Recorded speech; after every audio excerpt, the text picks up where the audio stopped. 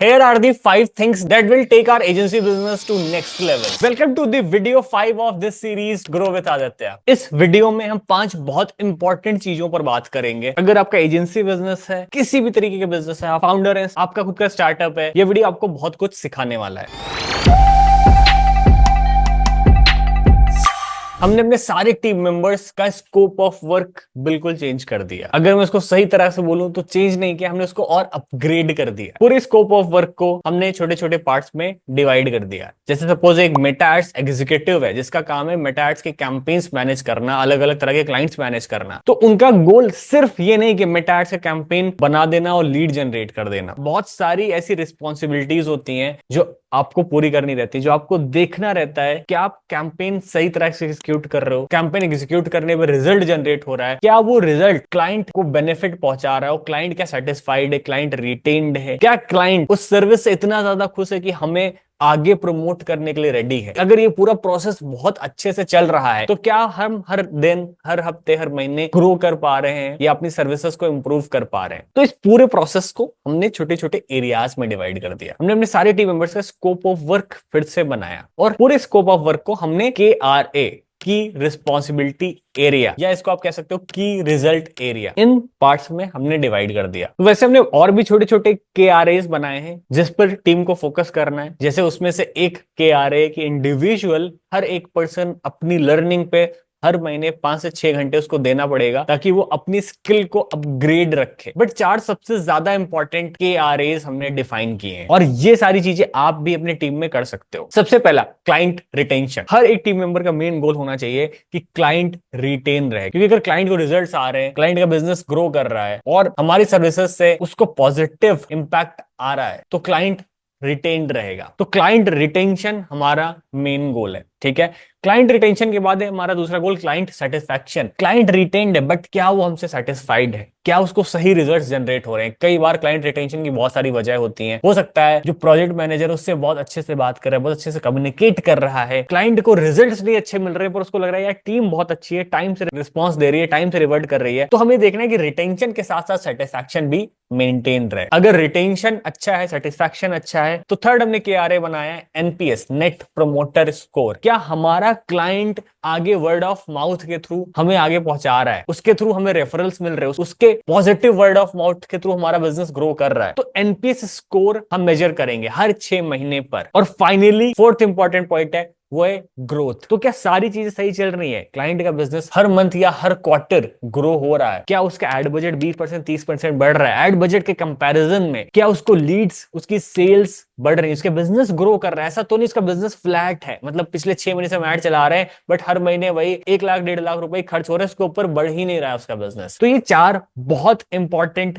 KRA की result areas हमने बनाए हैं और ये सारी टीम की रिस्पॉन्सिबिलिटी हमने सेट कर दी है। तो ये 4 सबसे ज्यादा मैंने कुछ 4-5 चीजें और दी हैं जो सेकंड प्रायोरिटी में आती है, जैसे इंडिविजुअल टीम मेंबर्स की लर्निंग। बट ये 4 चीज सबसे मेन प्रायोरिटी पे आती हैं। तो KRAs पे आपको क्यों फोकस करना है? देखो, जैसे कि ये ऑफिस है, ठीक है, इस ऑफिस में हो सकता है ये वाला केबिन बहुत अच्छा बनाओ, एकदम टॉप नॉच केबिन है, बहुत लग्जरी है, प्राइम है, बट हो सकता है यार बाकी जो ऑफिस में स्पेस है ना, वहां पे कुछ खराब चीजें पड़ी, उसकी वजह से गंदी स्मेल आ रही है, या फिर वहां पे बहुत ज्यादा डस्ट पड़ी हो, देखने में नहीं अच्छा है। तो इस पूरे इंटायर ऑफिस में एक चीज बहुत अच्छी है बट अगर कुछ चीजें खराब है ना तो उसकी वजह से पूरा एनवायरनमेंट खराब हो जाएगा, कोई आएगा तो उसका पूरा एक्सपीरियंस खराब हो जाएगा। तो इट्स सेम लाइक अगर हम क्लाइंट के साथ काम कर रहे हैं तो हमारा गोल यही नहीं है कि हम एक चीज को बहुत बढ़िया बना दें, सिर्फ उसको लीड्स आती रहे, वो सेटिस्फाइड हो या ना हो, वो आगे हमें प्रमोट करे या ना करे, उसकी ग्रोथ हो या ना हो। तो इन सब चीजों पर भी हमें ध्यान देना है। इनके साथ साथ ध्यान हमें ये भी देना है तो जो हमारे साथ एड मैनेजर्स है, टीम है हमारी, वो क्या अपडेटेड है, ऐसा तो नहीं वो अभी भी वही पुरानी स्किल सेट के साथ है, वही पुरानी स्ट्रैटेजीज अभी भी वो यूज किए जा रहे हैं, क्योंकि इस स्पेस में बेसिकली डिजिटल मार्केटिंग में बहुत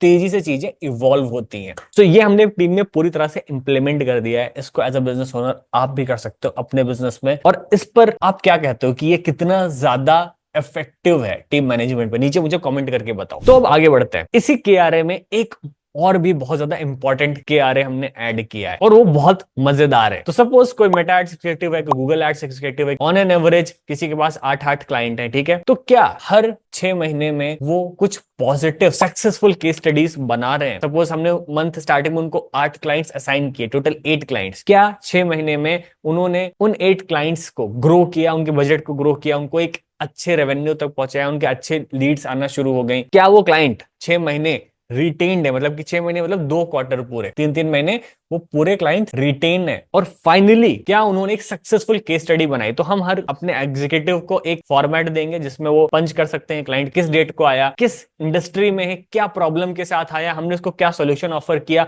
सेकंड मंथ क्या रिस्पॉन्स रहा, थर्ड मंथ क्या रिस्पॉन्स रहा, फोर्थ मंथ क्या रिस्पॉन्स रहा, और फाइनली 6 मंथ हमने बिजनेस को कितना स्केल कर दिया। तो मिनिमम 3 से 4 केस स्टडीज एक एग्जीक्यूटिव को प्रेजेंट करनी है, सक्सेसफुल केस स्टडीज। और हमने ये भी प्लान किया है कि यार जब हमारी मंथली मीटिंग होगी तो मेटा टीम, गूगल टीम अगर एक साथ कंबाइंड काम कर रही है तो उस क्लाइंट से एक कंबाइंड और टेस्टिमोनियल मांगेंगे। अगर एक सर्विस डिलीवरी टीम हर महीने 4 से 5 सक्सेसफुल केस स्टडीज बना रही है, प्रेजेंट कर रही है, तो उससे सेल्स में क्या इंपैक्ट आ सकता है आप सोच भी नहीं सकते हो। क्योंकि जब इस थ्योरी को मैंने देखा कि यार अगर सर्विस डिलीवरी टीम सर्विसेज को इतना इंप्रूव कर दे, सक्सेसफुल केस स्टडीज बना दे, और उन केस स्टडीज को अगर एक सेल्स टीम सही तरह से मार्केट करती है, सही तरह से प्रेजेंट करती है, क्योंकि सेल्स टीम के पास ये स्किल है कि यार उन केस स्टडीज को सही लोगों तक ले जा सकती है, मार्केट कर सकती है और उसको एक सही प्राइस पे सेल कर सकती है। तो हम एक प्रॉब्लम का सोल्यूशन भी देंगे और उसका एक अच्छा खासा प्राइस भी चार्ज कर सकते हैं, जिसके थ्रू हमारी टीम ग्रो करेगी, बेहतर क्लाइंट्स आएंगे, अच्छा रेवेन्यू आएगा,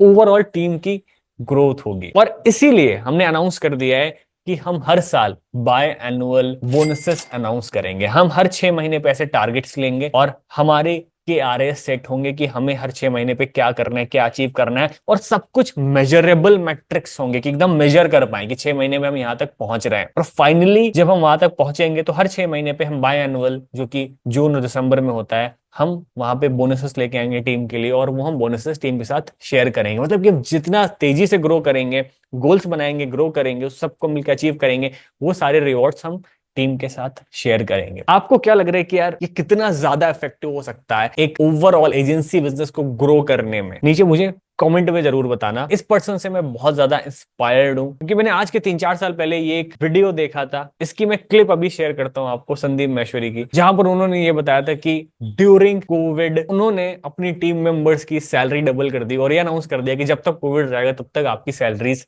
आती रहेंगी। इस लेवल का माइंडसेट होना, इस लेवल पे सोचना एक ऐसा बंदा ही सोच सकता है जिसका बहुत बड़ा विजन हो और वो ओवरऑल पूरी विन विन सिचुएशन क्रिएट करना चाहता है। वो चाहता है कंपनी भी ग्रो, क्लाइंट भी ग्रो, टीम मेंबर्स भी ग्रो। तो मैं आपको एक क्लिप शेयर करता हूं, आप एक क्लिप देखो। मैंने क्या किया, जिस दिन लॉकडाउन डिक्लेयर हुआ एक ईमेल भेजा सारे टीम लीडर्स को और बोला अपनी पूरी टीम को आगे फॉरवर्ड कर दो।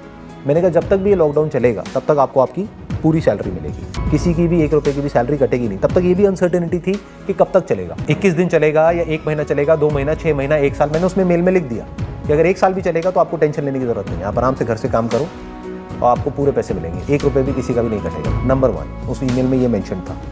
दूसरा मैंने उसमें कहा कि क्योंकि मैं समझ पा रहा हूँ कि लोगों की लाइफ में क्या क्या प्रॉब्लम्स आ रही हैं, तो मैंने कहा कि just for a time being, जिस दिन लॉकडाउन डिक्लेयर हुआ उसके अगले दिन ही मैंने डिक्लेयर कर दिया कि अगले महीने की सैलरी आप सबकी डबल है। जब आपका टाइम अच्छा चल रहा हो तब तो पूरी दुनिया आपके साथ खड़ी होती है, लेकिन जब टाइम बुरा चल रहा है और उस वक्त कोई आपके साथ में खड़ा हुआ है, वही आपका रियल फ्रेंड है ना, वही आपका अपना है। थैंक यू सो मच, मिलते हैं नेक्स्ट वीडियो में।